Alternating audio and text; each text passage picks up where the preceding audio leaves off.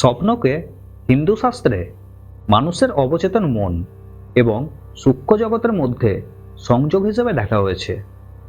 গরুড় পুরাণ, স্বপ্নশাস্ত্র ও বৃহৎ সংহিতাতে বলা হয়েছে স্বপ্ন ভবিষ্যৎ ঘটনার প্রতিফলন বা আত্মার সতর্কবার্তা হতে পারে। যদিও সব স্বপ্ন অর্থবহ নয়, তবুও এমন কিছু স্বপ্ন আছে যা মানুষের জীবনে বড় পরিবর্তন বা বিপদের আগাম সংকেত বহন করে। তার মধ্যে সবচেয়ে গুরুতর সতর্ক সংকেত বহন করে যে স্বপ্নটি, তা হলো স্বপ্নে নিজেকে মৃত অবস্থায় দেখা। যখন কেউ স্বপ্নে দেখে যে সে মারা গেছে, তার দাহ হচ্ছে বা শ্রাদ্ধ হচ্ছে, বা সবাই তাকে মৃত বলে কাঁদছে, তখন শাস্ত্র এটাকে বাস্তব মৃত্যু নয়, বরং জীবনের একটি অধ্যায়ের সমাপ্তি ও নতুন অধ্যায়ের সূচনার সংকেত বলে। কিন্তু এই পরিবর্তন সুখের না দুঃখের হবে তা নির্ভর করে মানুষ নিজের কর্ম, চিন্তা ও আচরণ সংশোধন করে কিনা তার উপর। গরুড় পুরাণে এমন ইঙ্গিত আছে, এই ধরনের স্বপ্ন তখন আসে যখন মানুষের কর্মফলে বড় মোড় আসতে চলেছে। হয় মানুষ অহংকার, লোভ, হিংসা বা ভুল পথে চলছে, অথবা তার জীবনে এমন কিছু ঘটতে চলেছে যা তার জীবনধারা সম্পূর্ণ বদলে দেবে। এই স্বপ্ন আসলে একটি সতর্ক ঘণ্টা। এখনো সময় আছে, নিজেকে বদলাও। মনোবিজ্ঞানের ভাষায় এটি ইগো ডেথ বা পুরনো পরিচয়ের অবসান, কিন্তু শাস্ত্রের ভাষায় এটি আত্মার শেষ সতর্কবার্তা। এই স্বপ্ন দেখার পর আতঙ্কিত হওয়া নয়, বরং নিজের জীবন পর্যালোচনা করা জরুরি। আপনি কি কাউকে কষ্ট দিচ্ছেন, বা আপনার অহংকার বেড়েছে, লোভ বেড়েছে, ভুল পথে উপার্জন করছেন বা সম্পর্ক ভাঙছেন? এই প্রশ্নগুলো নিজের কাছে করা দরকার।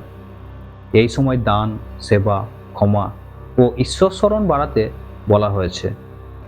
শাস্ত্রে এই ধরনের স্বপ্ন দেখার পর বিশেষ করে গায়ত্রী মন্ত্র, মহামৃত্যুঞ্জয় মন্ত্র ও বিষ্ণু নাম জপের কথা বলা হয়েছে।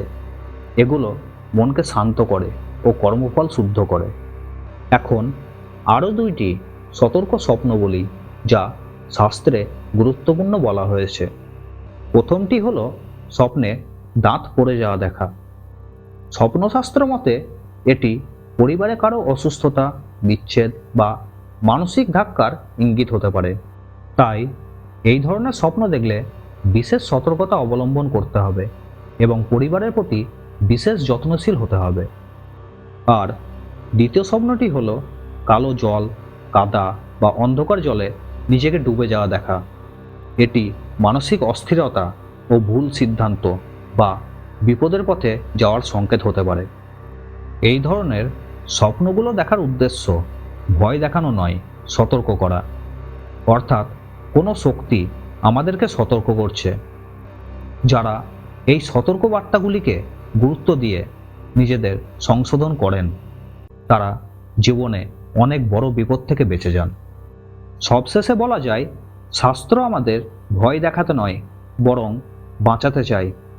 এই স্বপ্নগুলো আমাদের থামিয়ে দিয়ে বলে, একটু থামো, নিজের পথ দেখো এবং কোনো ভুল করলে সেগুলি ঠিক করো। এই কারণেই এই স্বপ্নগুলোকে অভিশাপ নয়, বরং ভগবানের সংকেত বলে ধরা হয়। শেষ কথা বলে রাখি, স্বপ্ন ভয় দেখাতে আসে না, বদলানোর সুযোগ দিতে আসে। তাহলে বন্ধুরা, আজকে আমি এখানেই শেষ করলাম। ভিডিওটি যদি আপনাদের ভালো লেগে থাকে তাহলে অবশ্যই লাইক, শেয়ার এবং কমেন্ট করবেন। আর এই ধরনের ধর্মীয় ভিডিও দেখার জন্য আমার চ্যানেলটিকে অবশ্যই সাবস্ক্রাইব করবেন এবং নোটিফিকেশন বেল আইকনটি ক্লিক করবেন।